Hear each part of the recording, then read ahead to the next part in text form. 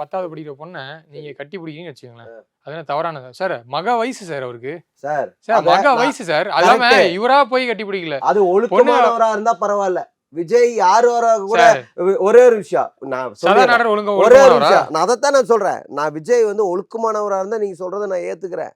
விஜய் வந்து நீங்க ஒழுக்கமா சார்? ஒரு நீங்க ஒழுக்கமானவரா? நான் கேட்கிறேன். ஆமா நான் ஒழுக்கமானவன் தான். நான் ஒரு விஷயத்தை நான் சொல்லிடுறேன் கேளுங்க. தயவு செஞ்சு சொல்றேன். ஒரு மாவட்ட செயலாளர் திருநெல்வேலியில இறந்து போறார். நாடார் சமுதாயத்தை சேர்ந்தவர். அவர் ஒரு விபத்துல இறக்குறார்.